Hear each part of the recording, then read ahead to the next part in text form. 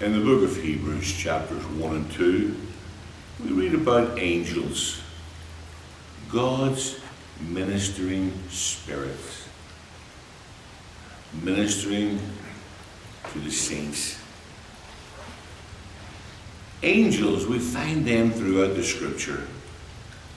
They announced the birth of Christ when Jesus arrived on earth. The angels told of the doom of Sodom and Gomorrah. In the New Testament, they pointed to opportunities, healing, reaching the lost. They were there when saints were delivered from prison, when God's people had a hard time at sea. They would deliver a message of comfort. Angels, remarkable how God in his providence cares for his own. In the Old Testament, in the book of Numbers, chapter 22, a prophet of God named Balaam, he was approached by some messengers from Moab. And they come and they attempt to persuade him, we want you to come with us and curse the Israelites as a favor to Balak, their king.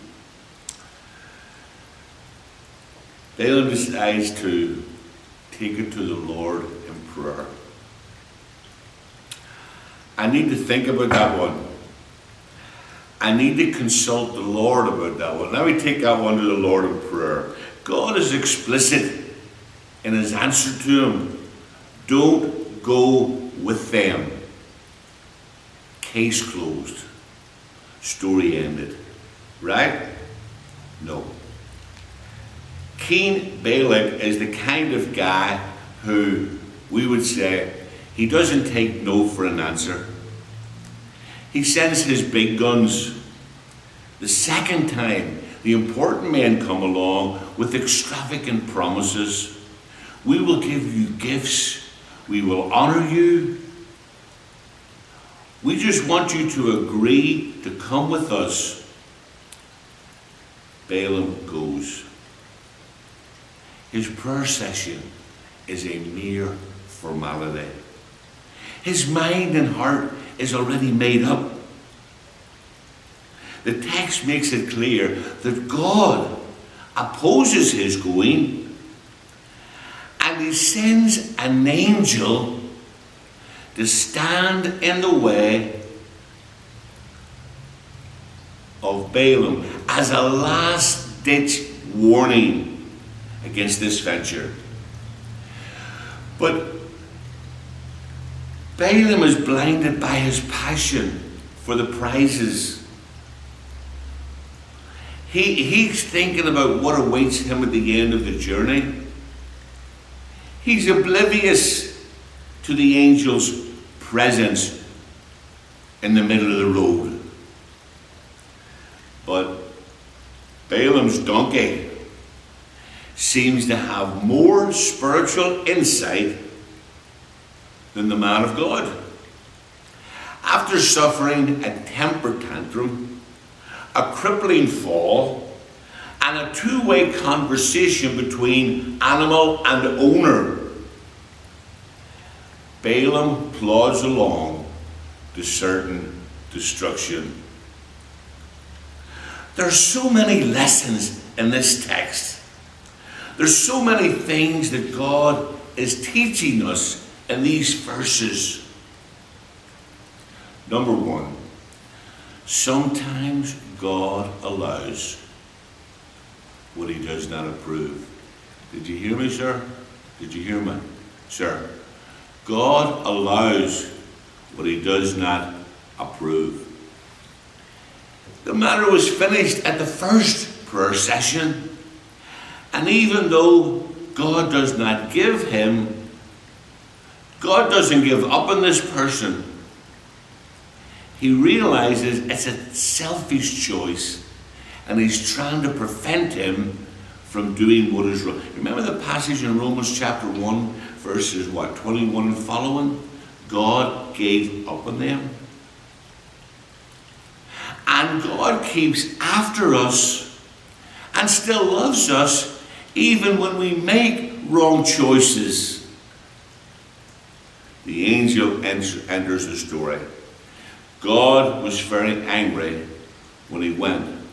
And the angel of the Lord stood in the road and opposed him. The angel later said to Balaam, I have come here to oppose you because the path that you're on is a reckless one. Numbers 22, verses 22 and following. God will not hold you by force. God will not force you to do anything. God tells Balaam, no. No means no. Then he sends an angel to oppose his journey. But the man is bent on going, and God stands in his way no longer. He gives the one last warning, and then he turns him loose. God's not going to force you to be a believer. God's not going to force you to read the Bible. God will not pressure you until you can take it no longer. God will not beat you down. No, the Bible tells us in Revelation chapter 3, verse 20, God knocks at the door of our hearts, and he waits for us to answer the door. God's not going to force us to live right. God's not going to make us do right. We have the choice. Balaam decided to pray some more. You know, sometimes we make up our mind to do this or that or the other, and then as a formality, we take it to the Lord in prayer. You know, let me confess some things this morning. There's a lot of things I don't understand. But that's where faith comes in. By faith, I don't need to keep stopping and praying. I just need to be obedient. Well, I don't understand why God would not allow me to do this or that or the other. I don't know why the Israelites were asked to march around the walls of Jericho 7 times, blowing trumpets. But I know this, had they not have done that, the walls would probably still be standing today. I don't understand why Naaman the leper was asked to dip 7 times in the river Jordan. But I do know this, had he not, I think he would have died with his leprosy. I don't know why God has asked me to be married to my wife for life. I don't know all about all this disobedience, divorce, and everything else. I don't know a lot of things. But I know this. When God says no, he means no. When God says yes, he means yes. You see, maybe this old guy was greedy for the goodies at the end of the day. Greed perverts judgment. And it seems so noble. Let me go and pray to the Lord. He's not asking for permission.